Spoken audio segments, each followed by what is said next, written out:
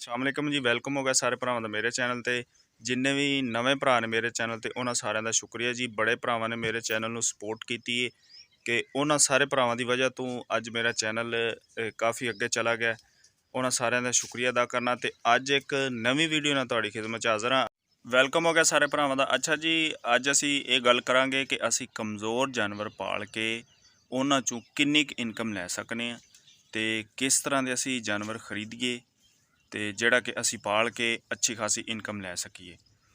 ਜਨਾਬ, ਤੁਸੀਂ ਪਹਿਲੇ ਨੰਬਰ ਤੇ ਇਹ ਕੰਮ ਕਰਨਾ ਹੈ ਕਿ ਤੁਸੀਂ ਅਗਰ ਇਲਾਕੇ 'ਚੋਂ ਜਾਨਵਰ ਤੁਹਾਨੂੰ ਅਗਰ ਕੋਈ ਮਿਲਦਾ ਹੈ ਤੇ ਤੁਸੀਂ ਉਹ ਵੇਖਣਾ ਹੈ ਤੇ ਕਮਜ਼ੋਰ ਜਾਨਵਰ ਹੋਵੇ ਲੇਕਿਨ ਬਿਮਾਰ ਨਾ ਹੋਵੇ, ਇਹ ਤੁਸੀਂ ਤਸੱਲੀ ਕਰਨੀ ਹੈ। ਅਗਰ ਤੁਹਾਨੂੰ ਇਲਾਕੇ 'ਚੋਂ ਇਸ ਤਰ੍ਹਾਂ ਦਾ ਕੋਈ ਮਿਲਦਾ ਤੇ ਉਹ ਲੈ ਲਓ, ਨਹੀਂ ਤੇ ਤੁਸੀਂ ਮੰਡੀ 'ਚ ਜਾਓ ਤੇ ਜਿਹੜਾ ਕੋਈ ਗਰੰਟੀ ਵਾਲਾ ਬੰਦਾ ਹੋਵੇ ਉਹਦੇ ਕੋਲ ਤੁਸੀਂ ਜਾਨਵਰ ਖਰੀਦਣਾ ਹੈ। ਬਿਮਾਰ ਨਾ ਹੋਵੇ, ਉਵੇਂ ਭਾਵੇਂ ਕਮਜ਼ੋਰ ਹੋਵੇ ਕੋਈ ਮਸਲਾ ਨਹੀਂ, ਉਹ ਇਨਸ਼ਾਅੱਲਾ ਤੁਹਾਡੀ ਮਿਹਨਤ 'ਤੇ ਤੁਸੀਂ ਮਿਹਨਤ ਕਰੋਗੇ ਤੇ ਉਹ ਤੁਹਾਡਾ ਜਾਨਵਰ ਅੱਛੀ ਖਾਸੀ ਗਰੋਥ ਕਰਕੇ ਤੁਹਾਨੂੰ ਅੱਛੀ ਪ੍ਰੋਫਿਟ ਦੇ ਜਾਏਗਾ। ਠੀਕ ਹੋ ਗਿਆ। ਉਸ ਤੋਂ ਬਾਅਦ ਜਨਾਬ, ਤੁਸੀਂ ਅਗਰ ਬੱਕਰੀਆਂ ਲੈਣਾ ਚਾਹੁੰਦੇ ਹੋ ਤਾਂ ਵੀ ਬਿਹਤਰ ਹੈ।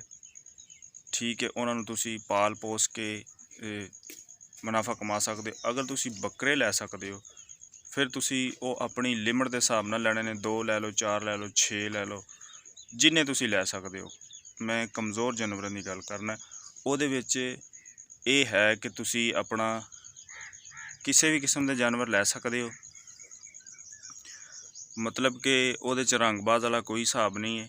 ਤੁਸੀਂ ਸਾਦਾ ਜਾਨਵਰ ਜਿਸ ਤਰ੍ਹਾਂ ਦੇ ਵੀ ਹੈ ਨੇ ਉਹ ਲੈ ਕੇ ਕਮਜ਼ੋਰ ਜਿਹੜੇ ਨੇ ਉਹਨਾਂ ਨੂੰ ਤੁਸੀਂ ਪਾਲ ਕੇ ਤੇ ਮੁਨਾਫਾ ਕਮਾ ਸਕਦੇ ਹੋ। ਪਾਲਣ ਦਾ ਤਰੀਕਾਕਾਰ ਵੀ ਇਹ ਹੈ ਕਿ ਤੁਸੀਂ ਕਿੰਨੀ ਦੇਰ ਤੱਕ ਉਹਨਾਂ ਨੂੰ ਤਿਆਰ ਕਰ ਸਕਦੇ ਹੋ। ਉਹਨਾਂ ਦਾ ਤੁਸੀਂ 3 ਮਹੀਨੇ ਉਹਨਾਂ ਨੂੰ ਤੁਸੀਂ ਆਪਣਾ ਪਾਲਣਾ ਹੈ। 3 ਮਹੀਨੇ ਤੋਂ ਬਾਅਦ ਤੁਸੀਂ ਸੇਲ ਕਰ ਦੇਣੇ ਨੇ। ਠੀਕ ਹੋ ਗਿਆ। ਤੁਸੀਂ ਜਾਨਵਰ ਲੈਣਾ ਕਿੰਨੇ ਦੇ ਰੇਂਜ 'ਚ ਵੇਖੋ ਜੀ। ਜਿਹੜਾ ਤੇ ਮਾੜਾ ਜਾਨਵਰ ਹੈ ਨਾ, ਜਿਹੜਾ ਕਿ ਸਿਹਤਮੰਦ ਤੁਹਾਨੂੰ 20 ਦਾ ਮਿਲਦਾ ਤੇ ਮਾੜਾ ਜਿਹੜਾ ਹੈ ਉਹ ਕਮ ਸੇ ਕਮ ਤੁਹਾਨੂੰ 10, 12, 13 ਦੀ ਰੇਂਜ 'ਚ ਮਿਲੇਗਾ। ਠੀਕ ਹੋ ਗਿਆ। ਤੁਸੀਂ ਅਗਰ 5 ਲੈਣਾ ਚਾਹੁੰਦੇ ਹੋ ਤਾਂ ਤੁਹਾਨੂੰ ਤਕਰੀਬਨ 60-65 ਹਜ਼ਾਰ 'ਚ ਮਿਲ ਜਾਣਗੇ ਅਗਰ ਲੇਲੇ ਲੈਣਾ ਚਾਹੁੰਦੇ ਹੋ। ਠੀਕ ਹੈ। ਹੁਣ ਦੇ ਦੌਰ ਦੇ ਮੁਤਾਬਕ ਵੀ ਤੁਹਾਨੂੰ ਉਹ ਤਕਰੀਬਨ 65-70 ਦੀ ਰੇਂਜ 'ਚ 4-5 ਜਿਹੜੇ ਲਿੱਸੇ ਨੇ ਉਹ ਤੁਹਾਨੂੰ ਮਿਲ ਜਾਣਗੇ।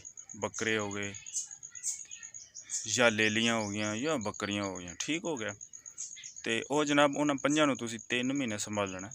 ਠੀਕ ਹੈ। ਜੋ ਹੀ ਮੰਡੀ 'ਚ ਲੈ ਕੇ ਆਓ, ਆਉਂਦਿਆਂ ਸਾਰੀ ਤੁਸੀਂ ਉਹਨਾਂ ਨੂੰ ਇੰਜ ਕਰਨਾ ਹੈ ਕਿ ਉਹਨਾਂ ਨੂੰ ਟੀਕੇ ਸ਼ੀਕੇ ਲਵਾਉਣੇ ਨੇ। ਠੀਕ ਹੈ। ਡਾਕਟਰ ਕੋਲੋਂ ਅੱਛੀ ਦਵਾਈ ਦਵਾ ਕੇ ਉਸ ਤੋਂ ਬਾਅਦ ਫਿਰ ਤੁਸੀਂ ਆਪਣਾ ਜਿਹੜਾ ਵੀ ਤੁਸੀਂ ਵੰਡਾ ਪਾਉਣਾ ਚਾਹੁੰਦੇ ਹੋ ਉਹ ਨੈਕਸਟ ਵੀਡੀਓ ਦੇ ਵਿੱਚ ਇਨਸ਼ਾਅੱਲਾ ਮੈਂ ਤੁਹਾਨੂੰ ਦੱਸਾਂਗਾ।